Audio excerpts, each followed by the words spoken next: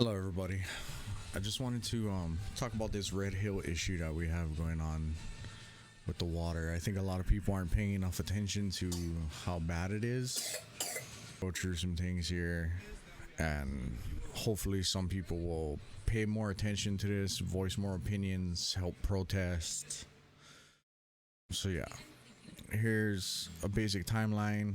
There's the URL up there if you want to look at it yourself. But real quick, Red Hill uh, was built in the world during World War II.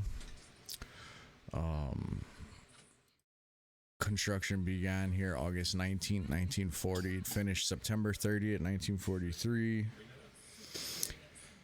Um, the facility holds about 180 million gallons of fuel, and 20 tanks sit just 100 feet above the aquifer that serves the principal source of water for Oahu. See, principal source of water for Oahu there? That means the main one. They all feed from this one. So it's a big deal.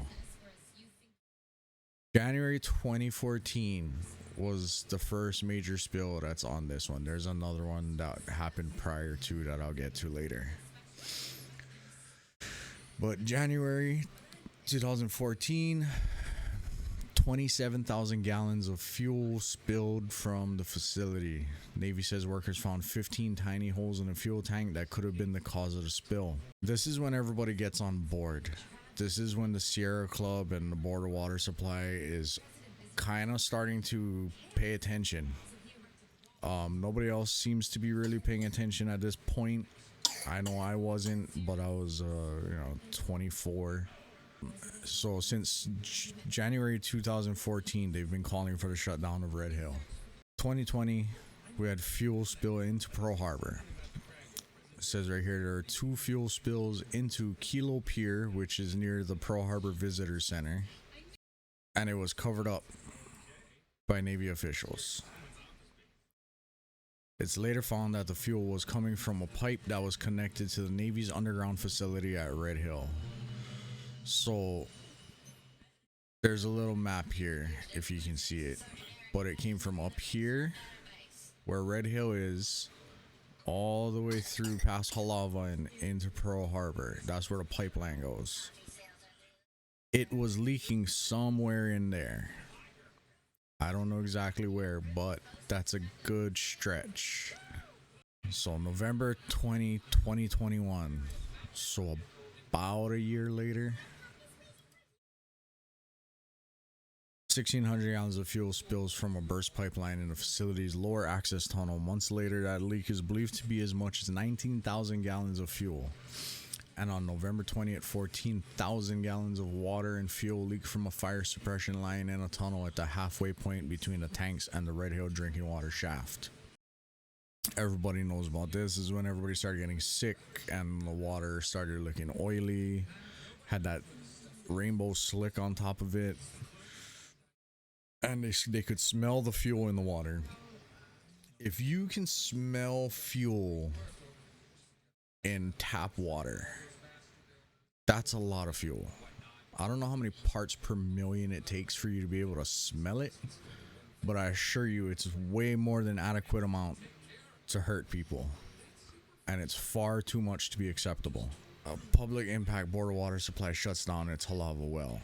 They had to do this to try to stop the spread of this leak, to try to contain it, basically.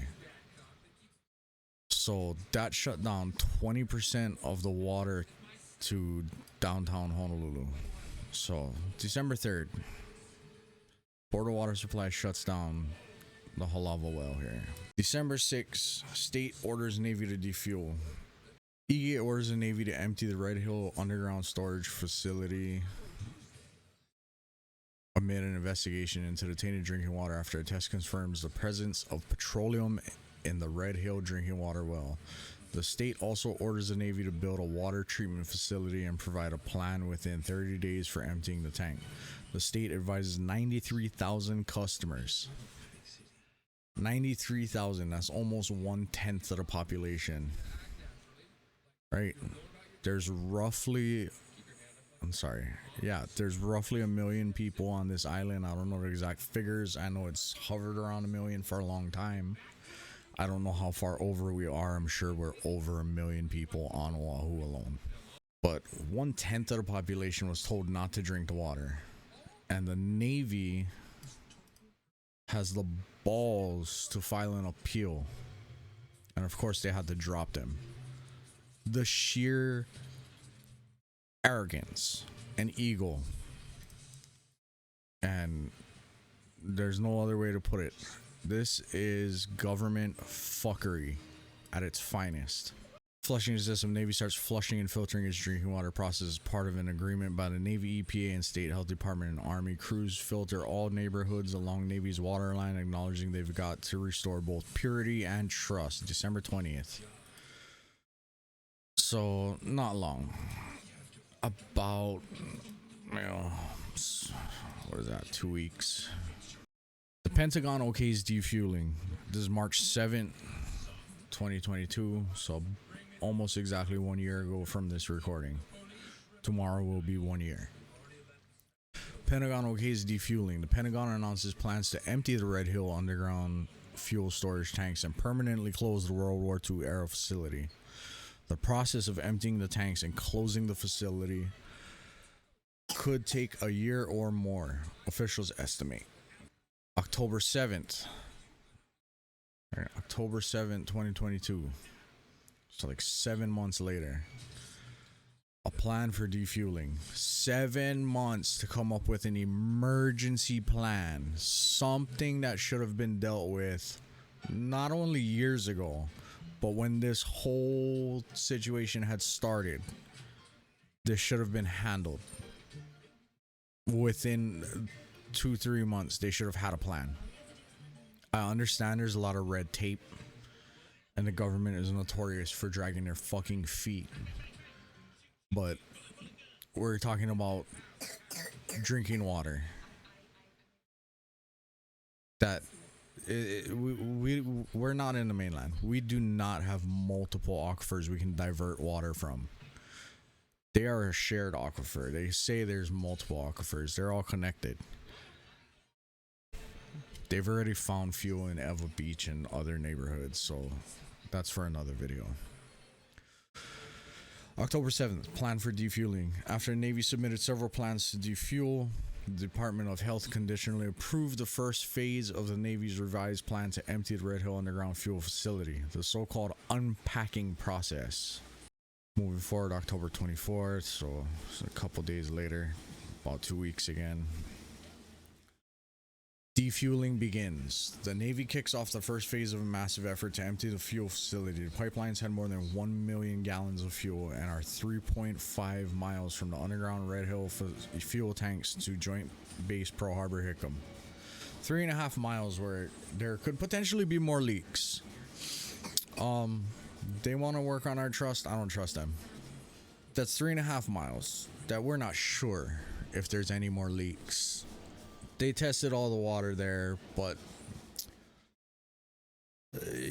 fuel, it takes a long time to degrade.